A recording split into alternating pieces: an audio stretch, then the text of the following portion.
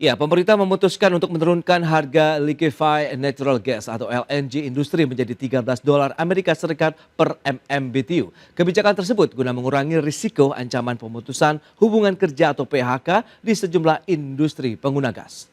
Karena memang untuk LNG kenapa harganya tinggi, dia itu diambil dari daerah-daerah yang butuh kos transportasi. Kemudian dilakukan regasifikasi ulang. Kemudian baru dikirim lewat pipa, itulah biaya yang timbul. Nah sementara sumur-sumur yang ada di wilayah Jawa Timur itu produksinya sesuai dengan target lifting, tetapi di dalam sumur-sumur yang ada di wilayah Barat itu terjadi penurunan. Tapi secara akumulasi lifting gas kita itu mencapai target APBN, karena itu gas tidak kita impor. Jadi masalahnya bukan tidak adanya gas, gas ada, tapi harga LNG-nya yang mahal. Jadi kita telah memutuskan untuk LNG industri di harganya 13 dolar per mm. Demikian. Demikian pernyataan Menteri ISDM Bahlil Lahadalia terkait langkah solutif pemerintah dalam menjawab aspirasi dari pelaku industri pengguna gas mengenai kenaikan harga LNG untuk industri di kisaran 20 hingga 23 dolar Amerika Serikat per MMBTU. Penetapan gas untuk industri sebesar 13 dolar Amerika Serikat tersebut juga untuk memastikan keberlanjutan lapangan pekerjaan itu merupakan bagian daripada tanggung jawab pemerintah. Menteri Bahlil juga memastikan harga gas bumi tertentu atau HGBT yang berasal dari pipa gas tetap di angka 6,5 hingga 7 dolar per MMBTU. Sedangkan untuk gas pipa industri yang non-HGBT tetapi industrinya atau kilangnya sumurnya ada di wilayah Jawa tetap di angka 9,6 dolar per MMBTU. Jakarta, berbagai sumber, IDX Channel.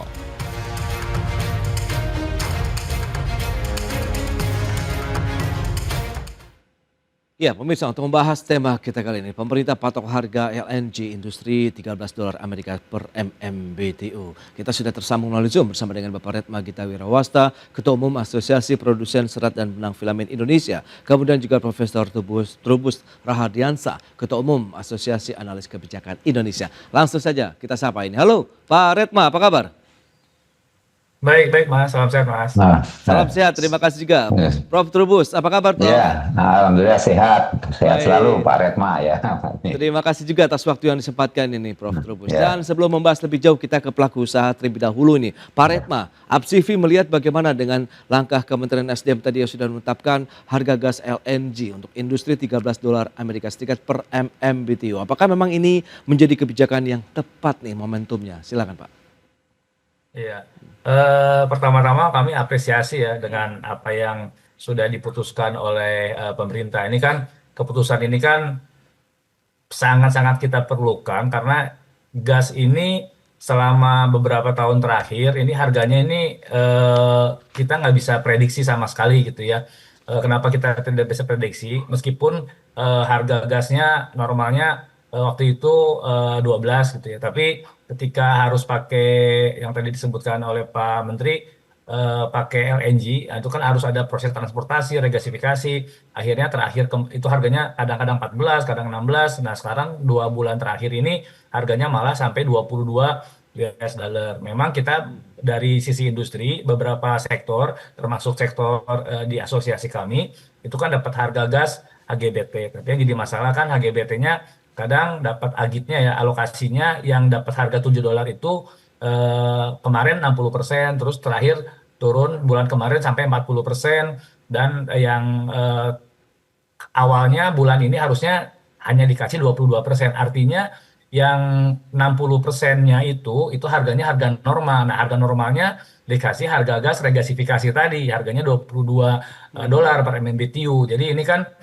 malah jadi apa yang diprogramkan pemerintah melalui HGBT itu jadi nggak tercapai gitu, karena harganya normalnya 7 dolar itu hanya untuk 40% alokasi yang diberikan kepada kami. Nah, jadi masalahnya ketika sudah ada ditetapkan 13 dolar, kami sangat apresiasi gitu. Jadi harga non HGBT-nya kan jadi 13 dolar. Nah, sedangkan yang HGBT-nya tetap 7 dolar. Nah, mungkin ini yang yang membuat industri ada kepastian dari sisi cost untuk industri.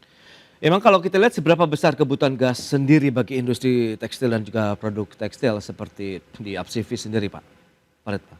Sebetulnya kalau di tekstil tidak besar ya. Ini kan yang mendapatkan HGBT itu kan yang di hulunya. Yang di hulunya Oke. itu terkait dengan proses petrochemical, Ya. proses polimerisasi. Dari sisi angka untuk di hulu itu energi itu dari sisi cost produksi itu sekitar dari struktur biaya ya itu 22% dan untuk gas itu sekitar 19 sampai 20 persennya gitu. Jadi dari total struktur biaya gas itu sekitar 20 persennya. Nah tentu kalau di sektor lain ini beda-beda, bahkan ada yang sampai 50%, ada yang sampai 40% gitu.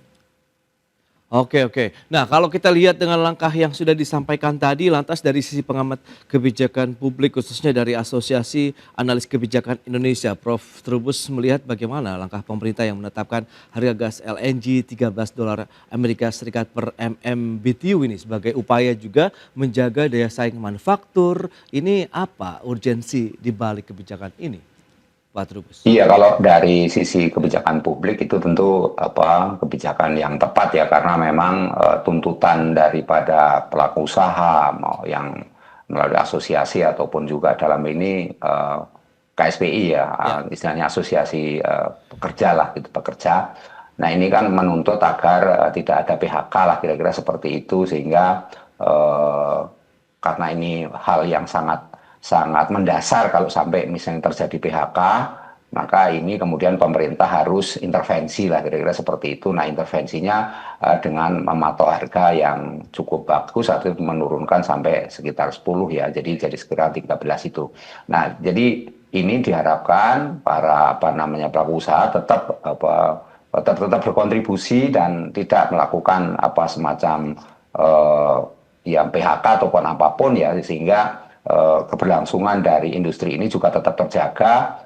Yang kedua memang selama ini memang pemerintah sendiri dalam posisi yang agak kesulitan ya, karena posisi terjepit lah oleh karena persoalan-persoalan dengan krisis energi ini pengaruhnya sangat besar terhadap istilahnya dunia kerja ya, tidak hanya pertumbuhan ekonomi tapi juga persoalan dunia kerja, karena Indonesia menghadapi persoalan yang sangat rumit, yang sangat kompleks terkait dengan ketenagakerjaan. Jadi ini menurut saya hal-hal yang harus menjadi apresiasi, di mana pemerintah kemudian mencari solusi. Meskipun ini solusinya kelihatannya masih jangka pendek gitu, karena itu saya menuntut harus ada kepastian regulasinya, ya, artinya ada suatu peraturan teknis yang bisa dijadikan acuan, paling tidak ada ambang batas, ambang bawah kalau memang nanti terjadi perubahan-perubahan, sehingga untuk jangka pendek ini mungkin 13, nanti mungkin suatu saat nanti kalau harganya itu sekarang masih 20, 23 katakanlah, tapi kalau misalnya nanti naik lagi, besar lagi, kan itu bisa harus dipertimbangkan lagi, kan artinya tidak 13 mungkin akan naik lagi. Nah, ini kan hal-hal yang harus diantisipasi gitu. Karena itu harus ada semacam aturan yang jelas. Yang ketiga menurut saya penting juga memikirkan ya Indonesia bahwa LNG ini tidak hanya diambil dari Jawa saja, selama ini kan sumur-sumur mengalami penurunan, dan ini kan harusnya melakukan semacam investigasi, paling tidak melakukan eksplorasi lagi apa yang sesungguhnya terjadi, sehingga tidak mengambil dari luar Jawa, karena udah luar Jawa itu memang ada di logistik, kosnya besar sekali, itu kan mulai dari istilahnya ekstraksi sampai kepada proses ke terminal sampai ke logistik lah katakanlah, distribusinya itu kosnya mahal sekali. Nah karena itu menurut saya apalagi Indonesia ini kan wilayah sangat luas, nah, perlu dipikirkan ke depan lah tentunya bagaimana agar ini tidak terulang kembali, mungkin dengan cara memasang pipa atau apa ya, sehingga ini menjadi hal yang solutif gitu Mas. Baik, berarti solusinya diharapkan yang lebih kepada untuk jangka panjang begitu, dengan membangun infrastruktur yang lebih memadai. Kita akan bahas lebih jauh nanti di segmen berikutnya, Prof. Trubus dan juga Pak Retma. Kita akan jeda dulu sebentar ya. Dan pemirsa tetaplah bersama kami. Ya, terima kasih Anda masih bergabung bersama kami dalam Market Review pemirsa, dan berikut ini kita akan sampaikan sejumlah data. Kita akan cermati bersama bagaimana kinerja dari pertumbuhan industri manufaktur. Selengkapnya bisa Anda saksikan di layar televisi Anda. Baik, ini dia dari sisi pertumbuhan industri manufaktur dari tahun 2021 sampai dengan proyeksi di tahun 2026. Ini kita lihat dari 3,39%, sempat di 5,01% tahun 2022, kemudian turun lagi di tahun 2023 tapi trennya menanjak sampai dengan proyeksi di tahun 2026 ini menjadi 5,51% untuk proyeksi pertumbuhan industri manufaktur. Berikutnya, PMI manufaktur yang sempat mengalami kontraksi di bulan April 2026 kembali lagi masuk ke dalam level ekspansi meskipun berada di dalam batas aman begitu ya, di 50 poin untuk PMI manufaktur Indonesia di bulan Mei 2026. Baik, kita akan lanjutkan kembali perbincangan bersama dengan Profesor Trubus Terhadiansah, Ketua Umum Asosiasi Analis Kebijakan Indonesia, kemudian Bapak Retma Gita Wirawasta, Ketua Umum APSIVI. Ya, dengan beberapa informasi tadi yang sudah disampaikan, tadi diharapkan begitu dari sisi pelaku usaha juga memang ini menjadi momentum yang tepat begitu Pak Retma. Tapi kalau misalnya Pak Trubus tadi menyatakan bahwa ini baiknya juga kita menyiapkan untuk yang solusi jangka panjang. Kemudian bagaimana kepastian pasokan, jaringan gas juga yang lebih luas dan lebih merata. Anda melihatnya bagaimana kalau memang ini benar-benar bisa terwujud Pak Retma?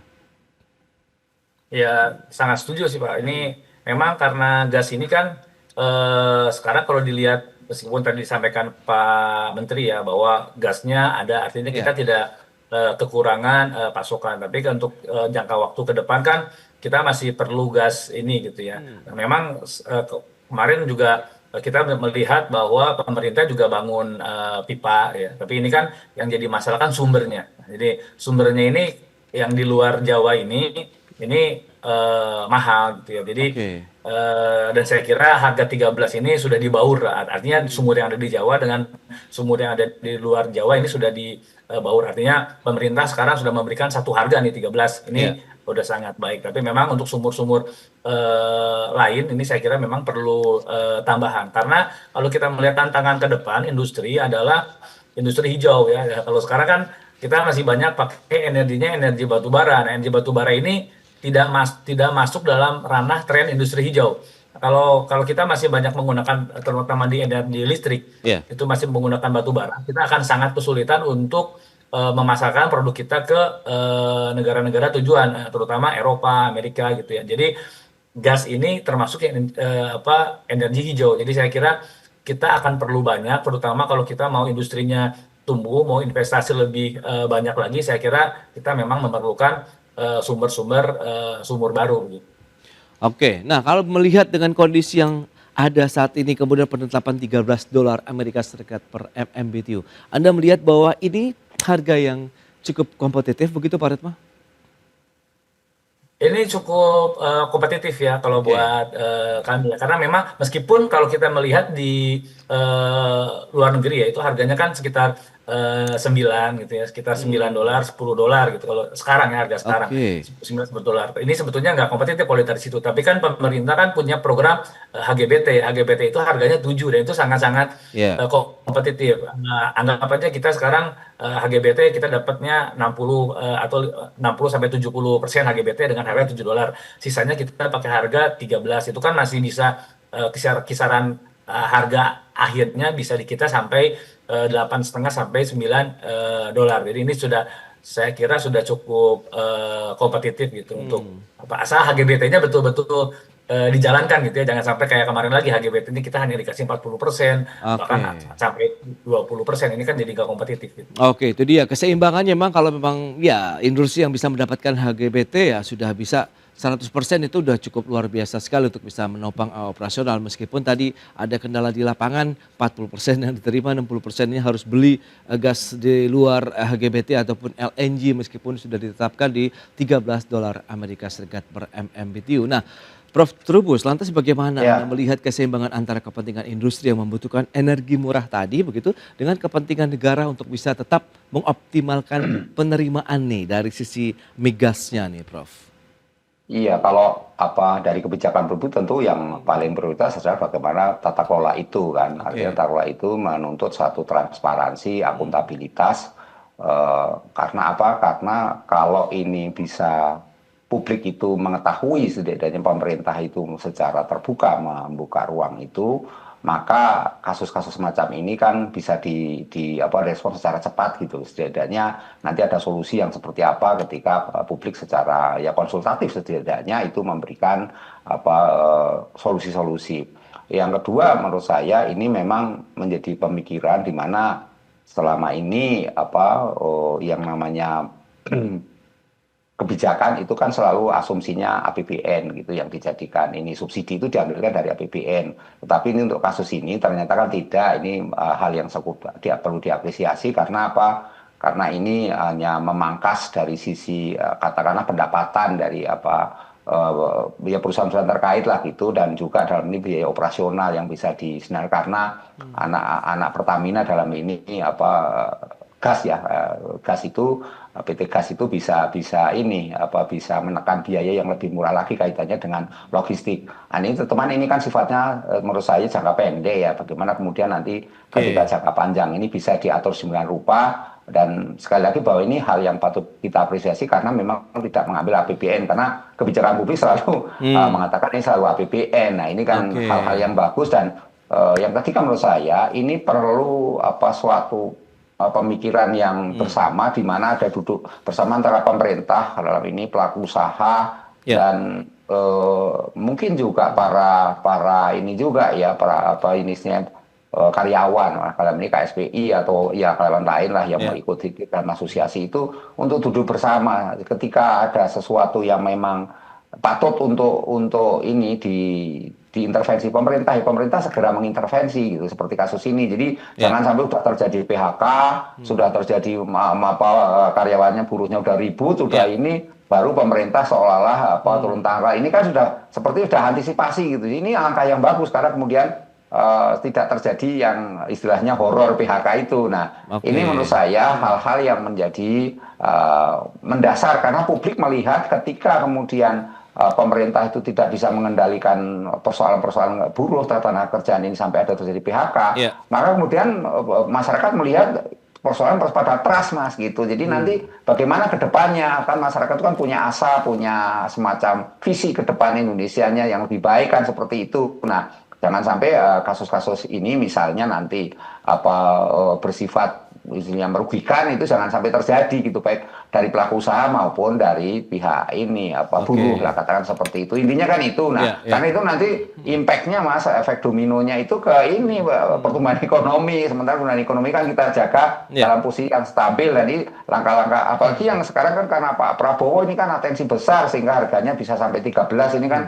Tetapi kan kebetulan presidennya masih Pak Prabowo, katakan seperti itu. Lalu nanti presiden lain orang lagi. Nah, kalau nggak ada satu ini kan repot juga, Mas, satu patokan lah, katakanlah pedoman yang blueprint yang betul-betul bisa diikuti ketika ada situasi yang ini kan situasi seperti darurat lah, katakanlah darurat yang harus segera karena keluhan untuk pabrik keramik dan kawan-kawan ada 55.000 orang yang harus di PHK ini kalau terpaksa ini nggak bisa disolusikan. Baik, itu dia Prof. Hema, yang diharapkan dengan adanya kebijakan ini adalah menjaga keberlangsungan industri, kemudian tidak ada lagi PHK begitu di industrinya. Nah, kita lihat nanti seperti apa begitu kondisi yang dialami juga oleh pelaku industri, teman-teman dari APSIVI. Tapi tahan dulu jawabannya, kita bahas nanti di segmen berikutnya, Pak Trubus, kemudian juga Pak Retma. Dan pemirsa, kami akan segera kembali usai pariwara berikut ini. Ya, Anda masih menyaksikan Market Review. Pemirsa, kita lanjutkan kembali perbincangan bersama dengan Profesor Trubus Rahadiansyah, Ketua Umum Asosiasi Analis Kebijakan Indonesia, kemudian juga Bapak Retma Gita Wirowasta, Ketua Umum APSIVI. Nah, Pak Retma, tadi juga Anda sudah menyebutkan bahwa salah satu dasar untuk penetapan harga gas LNG industri ini adalah $13 Amerika Serikat untuk penyesuaian dan juga memastikan keberlanjutan kondisi lapangan kerja di sektor industri nasional. Nah, lantas bagaimana sebenarnya kondisi ketenaga kerjaan di industri TPT ini, khususnya teman-teman APSIVI ini, Pak Retma? Kalau dari sisi tenaga kerja, saya kira memang kalau kita lihat tren 2-3 tahun lalu kan banyak PHK ya. Jadi kalau sekarang sih di 2026 kelihatannya sudah tidak ada tren itu lagi, karena memang perusahaan-perusahaan yang sudah tidak kuat ya mereka sudah tereliminasi gitu. Nah, ya ini kan bagaimana kita menyelamatkan perusahaan-perusahaan yang dengan harga gas ini, saya kira ini akan meredam. Ini jadi sedikit ada tambahan tenaga. Meskipun belum tentu ini menjadi satu-satunya cara untuk meredam PHK gitu ya. Karena memang kan banyak faktor, gitu, tenaga kerja, faktor pasar, gitu, faktor-faktor daya saing lainnya. Tapi ini energi ini termasuk yang faktor yang sangat dominan untuk menahan kita untuk melakukan PHK. Nah, dan ini sangat tepat karena ini dilakukannya di hulu. Di hulu ini kan, hulu ini artinya kita bisa memberikan bahan baku yang jadi ada efek dominonya itu sangat sangat besar. Oke. Tekstil yang mendapatkan HGBT yang menggunakan gas besar itu kan ada di hulu yang terkait dengan petrochemical. Nah, ini begitu hulunya dapat, artinya kita bisa menjual bahan baku ke hilir, ke industri midstream lebih kompetitif, industri midstream ke hilirnya lebih kompetitif. Jadi efek dominonya sangat ada. Nah, ini saya kira sangat bermanfaat untuk mencegah PHK. Bahkan bukan hanya mencegah, saya kira kalau kita dibaurkan lagi dengan kebijakan-kebijakan yang mendorong daya saing lainnya, pertumbuhan industrinya pasti akan lebih baik. Oke, akan lebih terpacu lagi begitu ya Pak Redma. Nah, apakah dengan harga gas yang lebih pasti ini pelaku industri akhirnya memiliki ruang bisa meningkatkan kapasitas produksi, kemudian juga melakukan ekspansi usaha ataupun investasi, atau bahkan justru membuka lapangan kerja baru lagi Pak Redma? Mungkin bisa jadi, karena ini kan sangat besar ya. Artinya Ya, selama ini kan utilisasi kita kan rendah ya, maksudnya oke. tidak nyampe, nggak sampai 90% gitu. Sekarang kita melihat sekitar 65 sampai 7% dari pabrik yang ada. Kita yang tidak menghitung perusahaan-perusahaan yang sudah tutup. Dari pabrik yang ada utilisasi sekitar 65 sampai 70%. Dengan harga seperti ini, saya kira ada sedikit ruang untuk menambah atau meningkatkan utilisasi. Meskipun ini di depan masih banyak persoalan gitu ya. Kemarin Oke. kita diskus juga masalah restitusi, ini juga jadi persoalan, masalah modal kerja dengan suku bunga perbankan yang naik, masalah pasar dengan barang impor, ini masih banyak. Jadi saya kira tapi ini akan sedikit menambah menambah tenaga supaya tidak melakukan PHK. Bahkan Oke. kalau hitungannya tepat, saya kira utilisasi kita bisa naik gitu.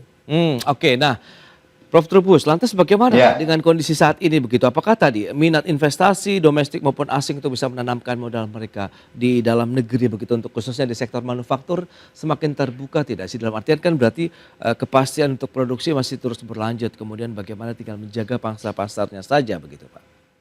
Iya, kalau kondisinya tetap kondusif sebenarnya bisa, Mas. Artinya ini malah potensinya makin lebar. Nah, Oke. sebenarnya pemerintah ini kan kebijakannya sifatnya masih ini, Mas, elitis top down ya. Jadi karena pemerintah pusat, perlu juga pemerintah pusat memikirkan bagaimana juga mendorong agar pemerintah daerah juga ikut cawe-cawe dalam hal ini, Oke. sehingga pemerintah daerah punya peran, Mas, agar persoalan harga logistik misalnya gitu itu bisa atau distribusi logistik itu bisa ditekan sebagian rupa gitu ya Ya. karena kan sesungguhnya ada persoalan misalnya kita ini kan UMP tiap daerah kan beda-beda gitu ya jadi kan mungkin itu juga bisa dipertimbangkan bagaimana sesungguhnya peran pemerintah daerah mendorong agar terjadi eh, para pelaku usaha itu secara leluasa mendapatkan tidak hanya pasokan tapi juga bisa berimitasi yang lebih baik gitu ya kondusif karena kalau lihat ini posisi LNG ini kan kebanyakan ada di luar Jawa ya dan Oke. industri-industri ada di Jawa. Nah ini kan perlu ada semacam intervensi dari mungkin di bawah Kemendagri ya sehingga ada mengatur sedemikian rupa dan kementerian lain yang ini yang bisa industri juga itu agar segala sesuatunya bisa dibuat proporsional gitu. Artinya tidak harganya tidak begitu melonjak naik karena ini kan persoalan kalau diserahkan pasar ya memang namanya ritme pasar selalu dinamis Mas gitu. Jadi Oke. menurut saya ini penting bagaimana pemerintah agar daerah juga memikirkan ketika ada persoalan pasar yang tinggi tuntutannya, tetapi juga bagaimana agar tetap persoalan tadi ya tenaga kerja ya setidaknya itu juga menjadi concern gitu, di mana kemudian kalau pemerintah pusat mengendaki dengan istilahnya bersusah payah bercucuran supaya tidak terjadi PHK kebijakannya, tetapi daerah sendiri seperti kurang respon atau kurang optimal lah katakanlah seperti itu ya yang Ya. terjadi kemudian ini masyarakat melihat sebenarnya kondisi ini bisa mengakibatkan hal-hal yang tadi disebut efek domino gitu loh. Jadi ini menurut saya sesuatu yang perlu dipikirkan ke depan, di mana kemudian persoalan yang terkait dengan LNG ini termasuk di dalamnya adalah sumur-sumur yang selama ini Indonesia bagian barat itu juga diberdayakan lagi dengan penggunaan teknologi yang lebih canggih lagi, atau bagaimana pemerintah kan bisa mengupayakan dengan pemerintah daerah tentu dalam hal ini agar sumur-sumur itu bisa berproduksi lebih optimal lagi, karena memang selama ini ketergantungannya kepada wilayah Jawa Barat, istilahnya Indonesia Barat lah katakan, termasuk Jawa Barat. Nah ini ketika kemudian berpindah ke wilayah di luar itu, kemudian terjadi kenaikan. Nah ini kan sesuatu yang sebenarnya bisa diantisipasi jauh-jauh hari atau sebelumnya, ketika kemudian melalui desain kebijakan yang tentu desain kebijakan yang punya adalah pemerintah, Mas, sehingga bagaimana pemerintah dan pelaku usaha meminta masukan, termasuk juga tenaga kerja dan pemerintah daerah itu saling bersinergitas gitu. Ini yang menjadi kunci dalam hal agar investasi yang kita harapkan nanti ke depan itu bisa lebih lebar, bisa terbuka dan memberikan keuntungan yang tidak saja pada pelaku usaha, tetapi juga keuntungan bagi buruh ya, para pekerja, karena mereka tetap bekerja. Di satu sisi juga pertumbuhan ekonomi tetap terjaga. Jadi pemerintah punya daya saing gitu terhadap kompetisi negara-negara lain yang meyakini bahwa Indonesia adalah kondusif untuk berinvestasi, seperti itu, Mas. Baik, itu dia iklim investasi yang memang harus terus dijaga oleh pemerintah maupun pelaku usaha. Pak Redma, terakhir bagaimana proyeksi Anda terkait dengan sisa waktu begitu di semester kedua dengan adanya kebijakan harga gas tadi $13 Amerika Serikat per MMBTU, apakah ini bisa menjaga juga akhirnya kualitas kinerja industri manufaktur kita? Kinerja sih saya kira masih akan terjaga gitu ya. Bahkan kemungkinan akan ada sedikit kenaikan utilisasi seperti yang tadi saya sampaikan gitu. Tapi kalau dengan ini kan sisa waktu 6 bulan kan memang dari sisi market kan tekanannya secukup besar ya. Kita mendapatkan permasalahan lain, suku bunga, masalah kemarin juga ada keluhan restitusi teman-teman untuk yang ekspor, restitusi pajaknya juga banyak yang terhambat, artinya kan cash flow kita juga mulai terbatas. Tapi dengan adanya ini saya kira cash flow-nya akan sedikit longgar lagi. Artinya masih akan maintain ya 6 bulan ke depan kondisinya akan maintain tanpa ada hambatan, tapi di sisi lain pemerintah juga memberikan tambahan tenaga gitu ya, tambahan vitaminnya gitu. Jadi memang ini masih akan kita pertahankan sampai akhir tahun, dan kami harap dengan adanya sahar seperti ini, meskipun ada hambatan-hambatan, tidak ada PHK, tidak ada perusahaan yang tutup gitu ya, dan bahkan kalau bisa utilisasinya dinaikkan gitu. Oke, itu dia, utilisasi dinaikkan, kemudian operasional terus bergerak, maka disitulah aktivitas industri yang menyerap tenaga kerja juga masih akan terus berlangsung begitu ya, paling tidak di sepanjang tahun 2026 ini. Baik, Prof. Trubus, kemudian juga Pak Redma, terima kasih banyak atas informasi, update dan juga insight yang sudah diberikan. Selamat melanjutkan aktivitas Anda kembali, salam sehat. Sampai berjumpa kembali, Prof. Trubus, terima kasih. Terima kasih Pak Redma, ketemu lagi. Ya, pemirsa, Menteri Keuangan Purbaya Yudi Sadewa memastikan pemerintah akan memperkuat likuiditas perbankan dengan menempatkan dana hingga 400 triliun rupiah di bank-bank anggota himpunan bank milik negara atau Himbara. Kebijakan ini ditujukan untuk menjaga fungsi intermediasi perbankan, memperbesar penyaluran kredit ke sektor real, serta memperkuat laju pertumbuhan ekonomi Indonesia. Pemerintah memastikan akan memperkuat likuiditas perbankan dengan menempatkan dana hingga 400 triliun rupiah di bank-bank anggota himpunan bank milik negara atau Himbara. Kebijakan tersebut dilakukan untuk menjaga fungsi intermediasi perbankan, memperbesar penyaluran kredit ke sektor real, serta memperkuat laju pertumbuhan ekonomi nasional. Pemerintah optimistis langkah ini mampu mendorong pertumbuhan kredit mencapai 14 hingga 15% sepanjang 2026. Purbaya menjelaskan penambahan penempatan dana dilakukan sebagai respon atas mulai mengetatnya likuiditas perbankan. Menurutnya, tambahan likuiditas akan membuat ruang penyaluran kredit semakin besar sehingga suku bunga pasar berpotensi menurun dan aktivitas ekonomi kembali meningkat. Atas permintaan beberapa pihak suruh tarik, saya tarik. Rupanya jadi kering dan nggak ada sumber uang lagi. Jadi saya balikin lagi. Kemarin udah diambil 100 triliun kalau nggak salah. Ya tinggal 175 jadi isinya 100. 170 di sana. Saya balikin lagi, jadi 200 yang jangka panjang, tambah 100 lagi mungkin yang jangka 3 bulan, 4 bulan ya.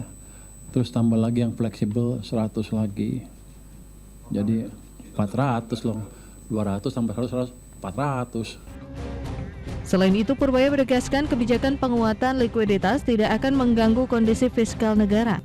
Menteri Keuangan memastikan defisit APBN 2026 tetap berada di bawah batas 3% dan kondisi fiskal nasional masih dalam kondisi aman serta terkendali. Jakarta, Raharjo Patmo, IDX Channel.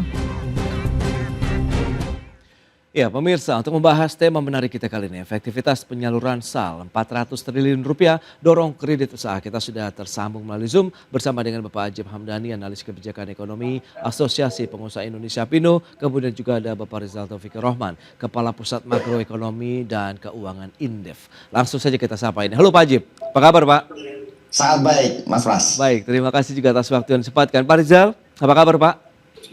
Baik, alhamdulillah Mas Pras. Baik, terima kasih juga atas waktu yang disempatkan. Sebelumnya langsung saja kita ke Pak Rizal terlebih dahulu nih, di mana pemerintah sebelumnya sudah menyuntikkan dana ya sebesar 300 triliun untuk menjaga likuiditas sistem keuangan kita di tengah kenaikan imbal hasil obligasi. Nah, review terkait dengan kebijakan yang sebelumnya dulu bagaimana nih Pak Rizal?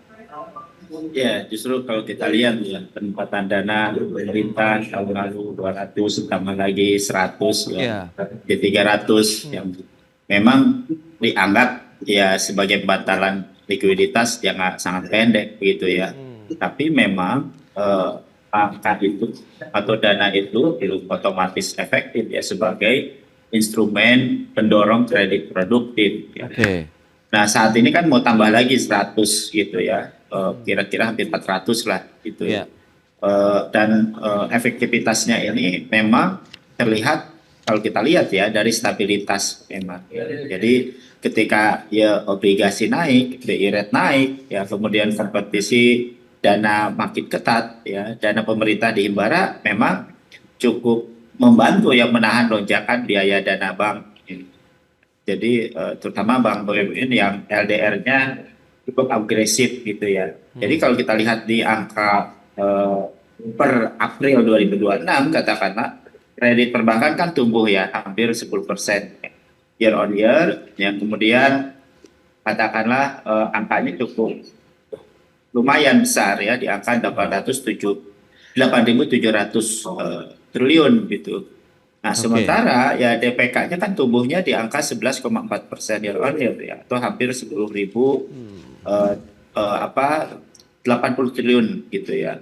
Nah tetapi yang harus kita lihat adalah likuiditasnya nih yang masih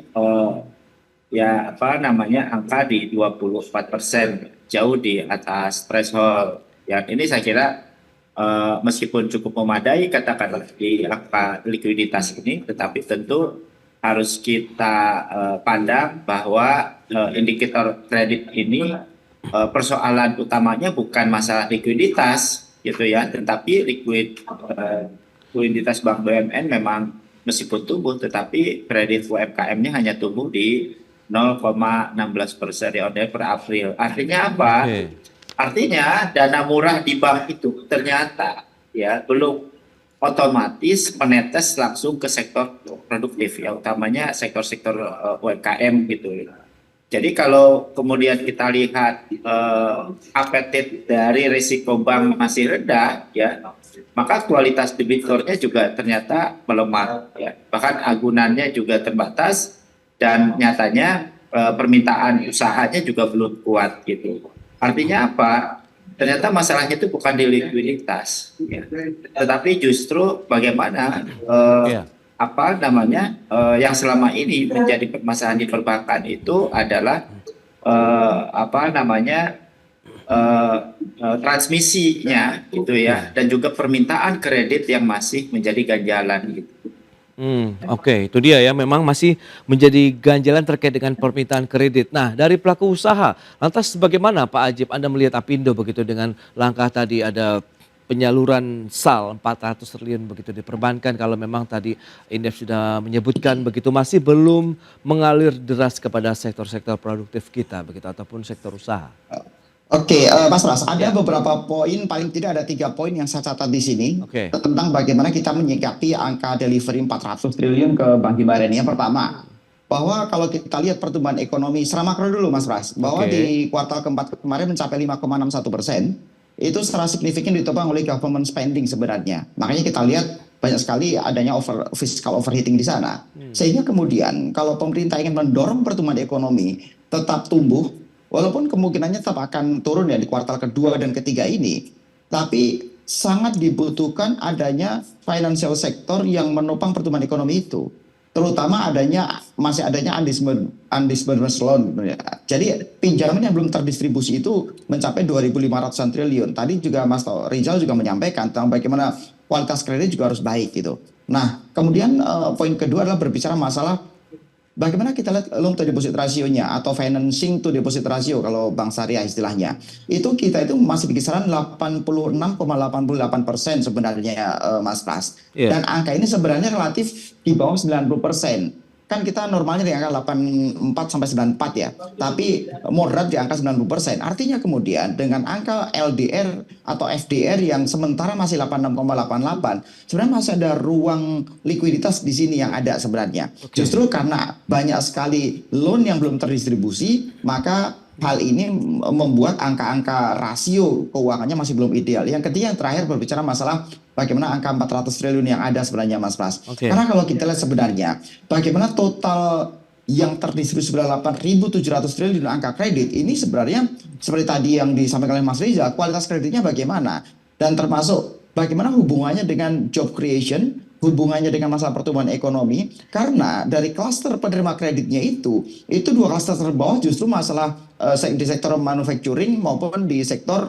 yang terkait dengan stakeholder pelaku ekonomi yang banyak, yaitu di UMKM, pertanian, dan perikanan. Nah, Oke. 3 catatannya yang kemudian kita lihat bahwa sebenarnya angka 400 triliun itu bagaimana efektivitas terhadap pertumbuhan ekonomi kita di kuartal ketiga dan kedua dan ketiga ya. Ya. Karena kedua kita juga masih belum keluar ya sampai dengan hari ini di bulan Juni, hari terakhir di kuartal kedua. Oke. Itu tentunya akan bagaimana kualitas kredit itu mengalir pada sektor-sektor yang membuat pertumbuhan ekonomi secara akseleratif, terutama di sektor padat karya dan di sektor UMKM dan pertanian misalnya. Nah, 3 catatan yang menjadi perhatian Apindo, Mas Pras. Jadi harapan kita adalah pemerintah lebih mendorong kualitas penyaluran kredit, karena jangan sampai kemudian 400 triliun masuk, tapi kembali masuk ke misalnya ke obligasi negara misalnya, ya sama aja gitu loh. Oke. Karena kan sekarang obligasi negara ini kan bunganya tinggi dengan kemarin BI secara agresif menaikkan 3 kali berturut-turut, bahkan terakhir 25 basis poin mencapai lebih dari 5,75. Nah, hal ini yang menjadi perhatian dari dunia usaha. Jadi harapan kita Mas Pras, pemerintah lebih mendorong kualitas kredit yang lebih baik. Demikian Mas Pras. Oke Pak Rizal, lantas tantangannya di mana sih kalau dari Indef melihat begitu kalau bicara mengenai penyaluran kredit perbankan? Anda katakan juga kan demand-nya masih belum mengalami lonjakan yang signifikan begitu. Apakah memang kaitannya dengan tekanan ekonomi yang dirasakan oleh masyarakat begitu, iklim berusaha yang masih mungkin semakin ketat begitu saat ini atau bagaimana Pak? Ya, saya kira problemnya itu kan sektor realnya yang nggak bergerak.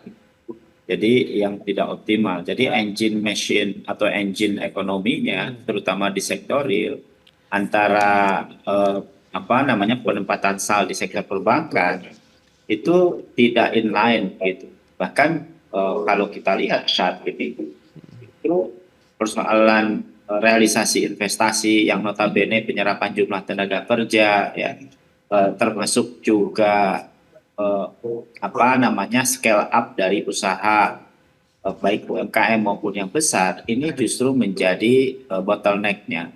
Mengapa situasi ini terjadi? Ya, karena problemnya itu adalah ya tidak hanya dalam konteks sekedar masalah kaitan dengan governance gitu ya, atau katakanlah harga ataupun katakanlah krisis eksternal. Tapi justru problemnya adalah kondisi ekonomi domestik yang masih belum pulih.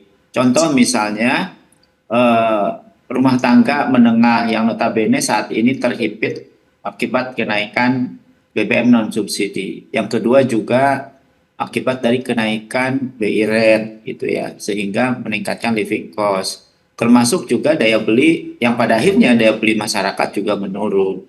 Nah, situasi inilah juga kemudian mempengaruhi terhadap kinerja dari sektor-sektor padat karya yang notabene menghasilkan barang-barang yang diperlukan oleh pasar domestik gitu. Nah, artinya apa? Ya harusnya pemerintah itu ketika ingin mencairkan rasio likuiditas atau meningkatkan rasio atau mempercantik rasio likuiditas itu mestinya ya mampu menekan cost of fund-nya di internal, kemudian juga instrumennya aman, tapi benar-benar mampu mendorong kredit atau kualitas kredit tadi itu ke sektor-sektor produktif. Nah, sektor produktif ini yang harus dijaga gitu, bahkan kalau perlu di push gitu ya agar sektor-sektor kredit ini justru menjadi engine di saat situasi seperti ini. Justru problematiknya adalah bagaimana fiskal ini ya, meskipun katakanlah ini adalah sektor keuangan yang didorong dari sektor fiskal karena memang itu adalah anggaran pemerintah yang dititipkan ke Bank Indonesia, mestinya ya likuiditas itu betul-betul transmisinya adalah lewat sektor produktif gitu. Jadi kalau kemudian kualitas kredit ke sektor produktifnya ada bottleneck, nah bottleneck itu yang harusnya dicari solusinya ya agar pelan-pelan bisa terbuka gitu. Itu dia. Solusinya seperti apa yang harus dilakukan begitu? Apakah bauran-bauran kebijakan lagi atau butuh insentif lagi begitu untuk bisa menjaga kualitas daya beli masyarakat, kemudian kualitas penyaluran kredit. Kita bahas nanti di segmen berikutnya. Kita akan jeda sebentar Pak Rizal dan juga Pak Ajeng ya, dan pemirsa tetaplah bersama kami. Ya, terima kasih Anda masih bergabung bersama kami. Kita akan lanjutkan kembali perbincangan bersama dengan Bapak Ajib Hamdani dari Apindo, kemudian juga Bapak Rizal Taufikur Rahman dari Indef. Nah, Pak Ajib, dari pelaku usaha, kira-kira mungkin strategi yang diterapkan Apindo begitu dan seluruh anggotanya begitu untuk bisa menjaga daya beli masyarakat, iklim usaha juga yang semakin kondusif dengan dana yang cukup besar begitu, likuiditasnya diperbankan, apakah masih bisa diserap begitu dalam artian bisa menggerakkan aktivitas industri sementara demand-nya pun masih tetap terjagakah atau bagaimana Pak Ajib? Begini Mas Pras, Apindo mengcapture dari rekan-rekan pengusaha yang ada bahwa di Indonesia ini ada namanya high cost of doing business gitu. Nah, Apindo mengcluster ini menjadi 4 hal utama. Yang pertama berbicara masalah nilai harga energi yang cenderung kurang ideal dan kurang kompetitif. Yang kedua adalah masalah logistik kita yang bebanannya luar biasa, mencapai lebih dari 22%. Nah, yang ketiga ini sebenarnya berbicara masalah tingkat suku bunga yang tidak kompetitif. Yang keempat berbicara SDM. Nah, saya akan fokus di nomor 3 tentang bagaimana tingkat suku bunga. Di Indonesia ini kisaran kita di angka 8-14% sebenarnya. Bahkan banyak yang double digit, banyak yang 10-12 di average-nya Mas Pras. Sebenarnya ini nggak ideal karena di ASEAN saja itu kisarannya hanya 4-6%. Artinya kemudian angka tingkat suku bunga acuan, angka cost of fund kita itu sangat tidak kompetitif bahkan di level ASEAN itu sendiri. Nah, itu yang menjadi salah satu dari klaster adanya high cost of doing business. Ini yang kemudian membuat bahwa bagaimana loan di Indonesia ini terkadang menjadi pilihan terakhir buat kita sebenarnya. Termasuk sisi lain bahwa misalnya pasar keuangan kita juga masih perlu banyak pembenahan misalnya. Jadi alternatif pembiayaan itu relatif kita masih terbatas sebenarnya Mas Pras. Dari kondisi yang ada itu kemudian lebih lanjut Apindo melakukan survei secara primer pada rekan-rekan pengusaha bahwa ternyata memang dalam 5 tahun terakhir ini rekan-rekan pengusaha itu 60% itu belum akan melakukan pengembangan usaha Mas Pras. Jadi termasuk salah satunya adalah karena berbicara masalah tingkat suku bunga acuan. Makanya kemudian ini tercermin bahwa ada pagu kredit yang sudah disetujui di perbankan, tapi 2.500 triliun itu masih berupa undisbursement atau belum terserap. Artinya memang pagunya sudah disetujui nih. Misalnya contoh nih, saya pengen ngembangin usaha lagi, pinjam misalnya 1 miliar atau 2 miliar, itu yang kita cairkan itu masih banyak yang belum dicairkan. Nah, setara dengan 22% sebenarnya Mas Pras, karena total kita kan di angka 8.500-an triliun, tapi 2.000 triliun itu belum dicairkan sebenarnya. Nah, kondisi kemudian yang membuat bahwa likuiditas di pasar ekonomi kita, di pasar keuangan kita itu masih belum maksimal. Nah, catatan-catatan ini kan yang perlu dibaca dengan baik oleh pemerintah, karena data itu adalah bukan tentang sekedar angka, tapi data ini kan alat pengambil keputusan, Mas Pras. Nah, bagaimana kemudian pemerintah bisa mengolah data yang ada itu menjadi alat keputusan yang presisi. Jangan sampai kemudian, karena ya kami paham bahwa pemerintah ingin menjaga stabilitas nilai tukar rupiah sehingga kemudian ada tingkat suku bunga acuan yang naik menjadi 5,75 misalnya. Tapi kan pemerintah bisa menata misalnya nih, oke, untuk sektor-sektor UMKM misalnya tingkat suku bunga kredit itu maksimal adalah 3% di atas SBI misalnya. Nah, itu kan menjadi ranahnya kebijakan. Karena kalau itu serta-merta diserahkan pada perbankan, ya otomatis perbankan itu akan mendorong keuntungan yang maksimal, atau istilahnya itu kan net interest margin. Makanya kalau kita lihat net interest margin di Indonesia ini, finance sector itu adalah termasuk yang terbaik, dan bahkan sekarang kita bayangkan tingkat suku bunga kredit paling tinggi se-Asia, tapi net interest margin kita se-Asia itu termasuk yang terbaik gitu. Jadi artinya kan sebenarnya ada sebuah paradoks di sini, Mas Pras. Harus ada keberpihakan secara moneter di Indonesia, bahwa sebenarnya kalau ingin mendorong sektor realnya lebih baik, kalau ingin mendorong UMKM-nya lebih baik, maka tentunya harus ada regulasi intervensi pemerintah di sini gitu, Mas Pras. Ini yang kita harapkan. Jadi berangkat dari dua hal itu yang kita tangkap di lapangan, maka tentunya sekali lagi insentif moneter sangat dibutuhkan agar sektor real bisa bertumbuh dan finance sector bisa menjadi daya ungkit yang maksimal. Demikian, Mas Pras. Baik, itu dia. Dari sisi moneter pun diharapkan juga dari sisi pelaku usaha, khususnya Apindo begitu yang tadi disampaikan, ya masih ada sebagian pelaku usaha yang masih menahan diri untuk melakukan ekspansi. Nah, Pak Rizal, lantas bagaimana dengan adanya dana SAL tadi 400 triliun, sementara kan berarti ruang fiskal pemerintah ini apakah masih cukup memadai untuk bisa melakukan ya kebijakan-kebijakan begitu yang bisa mendorong dunia usaha, Pak Rizal? Iya, semestinya dana SAL itu sebagai supporting ya, dan juga menjadi engine ya di tengah dorongan terhadap engine ekonomi kita gitu ya. Jadi kalau kita lihat secara akuntansi, memang penempatan SAL itu bukan belanja yang baru sebenarnya gitu ya, tetapi harus menjadi engine baru gitu ya di dalam percepatan pertumbuhan ekonomi, sehingga tidak langsung menambah defisit mestinya kan gitu. Nah, tetapi secara fiskal ya tetap mengurangi fleksibilitas khas pemerintah ya. Jadi SAL itu kan bantalan fiskal ya untuk menghadapi keadaan darurat yang dititipkan ke Bank Indonesia ya. Volatilitas penerimaan gitu ya, kemudian juga pembayaran kewajiban, subsidi kompensasi energi, dan juga pembiayaan belanja prioritas yang notabene jika terjadi hal-hal yang segera dibiayai gitu. Jadi ketika dana 400 triliun yang ditempatkan di bank, artinya di Bank Indonesia itu kan menjadi sedikit lah, mungkin sedikit lagi habis gitu ya. Maka pemerintah harus memastikan dana itu bisa ditarik tanpa menciptakan guncangan likuiditas di bank maupun di gangguan kas APBN. Memang betul secara tidak langsung tidak akan merubah rasio defisit kita gitu ya. Tetapi resikonya adalah makin relevan ya, karena APBN 2026 ini kan sudah jalan dengan tekanan cukup besar ya. Katakanlah per Mei saja 2026 pendapatan negara itu kan katakanlah 1.185 triliun ya, belanja kita itu 1.365 triliun ya, defisit kita di angka 180 triliun atau 0,7 terhadap PDB. Bahkan pagu belanjanya pun hampir di angka 3.843 triliun.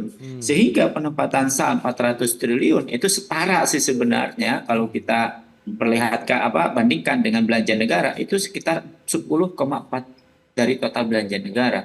Ini bukan angka kecil ya. Jadi kalau penerimaan negara ya melambat gitu atau belanja subsidinya meningkat, maka ruang kas pemerintah bisa menjadi lebih sempit. Nah, itu yang kita khawatirkan gitu. Oke, itu dia beragam upaya yang sudah dilakukan. Jadi efektivitasnya juga masih perlu diuji lagi nih dengan penempatan dana SAL tadi 400 triliun diperbankan, begitu yang diharapkan bisa menggerakkan aktivitas industri ataupun dunia usaha melalui penyaluran pembiayaan ataupun kredit kepada masyarakat. Yang penting demand-nya tadi ya seperti yang sudah Pak Rizal sampaikan, kemudian Pak Aji, bahwa itu yang harus terus di-create lagi, ditingkatkan lagi sehingga dana yang ada di bank tadi bisa juga terserap untuk bisa menggerakkan aktivitas ekonomi secara keseluruhan. Pak Ajib kemudian Pak Rizal, terima kasih banyak atas informasi, update dan juga insight yang sudah diberikan. Selamat melanjutkan aktivitas Anda kembali. Salam sehat, sampai berjumpa kembali. Pak Ajib, Pak Rizal, terima kasih. Terima kasih Mas Pras, terima kasih Mas Ija. Sama-sama Mas Adi. Baik pemirsa, 1 jam sudah saya menemani Anda dalam Market Review dan ikuti terus beragam informasi pilihan hanya di IDX Channel, TV Bisnis nomor 1 di Indonesia. Saya Prasetyo Wibowo beserta seluruh kerabat kerja yang bertugas pamit undur diri. Terima kasih dan sampai jumpa.